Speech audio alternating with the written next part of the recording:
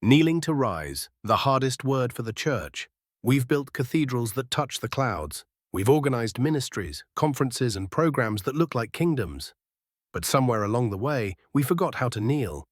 We forgot that the power of Christ's church was never in its polish. It was in its posture. It was never about the number of people standing in the pews, but about the hearts bowed before the cross. Pride didn't just enter the world through kings or conquerors. It walked right through the church doors.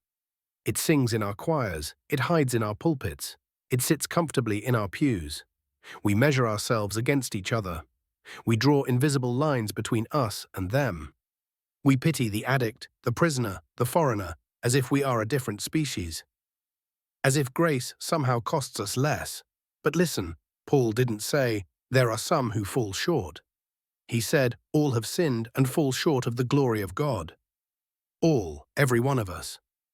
That means the addict and the elder are both beggars in need of the same bread.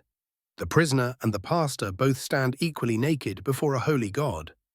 The difference is not in our sin, but in whether we've met the Savior. Jesus said, "Whoever loses his life for my sake will find it." We've taught that verse as dying for Christ. And that's true. But it's deeper than that. It means losing the life of pride, the illusion of control, the life where we think we own anything, know anything, or deserve anything. To lose that life is to finally see clearly that we are naked, homeless, helpless, without Him, and so are the wounded and fallen we like to judge. They are not less. They are mirrors, showing us what sin looks like on the outside when pride still hides inside. We shake our heads at the one who fell, while forgetting that God sees the heart that looks down.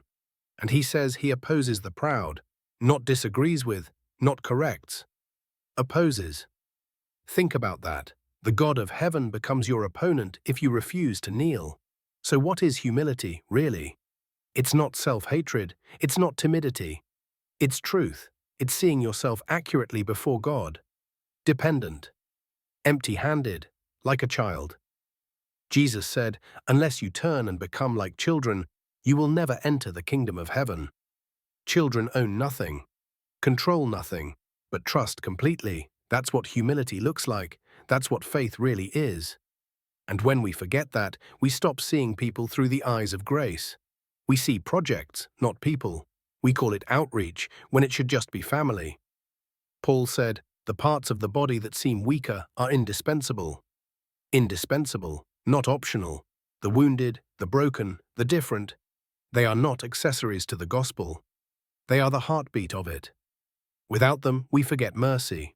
Without them, we forget gratitude.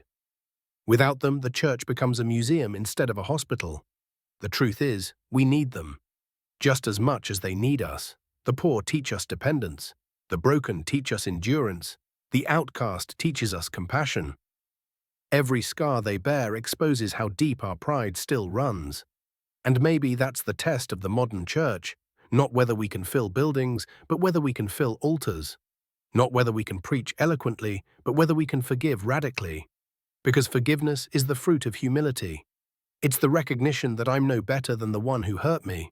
That God has forgiven me far more than I will ever be asked to forgive. The proud build fences.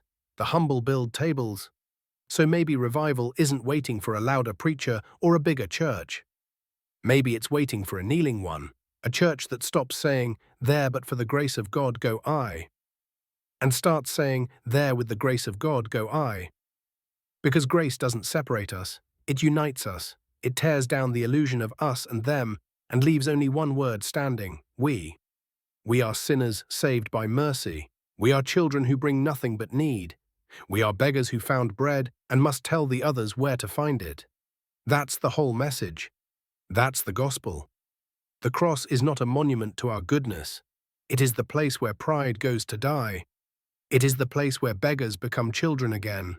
It is the place where the church, if it will kneel, will finally rise.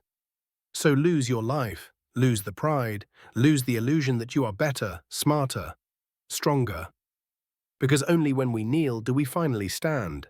Only when we fall before Him do we rise again. And only when we confess that we are the wounded and fallen too does the church become whole. Kneeling to rise isn't weakness, it's the only way home.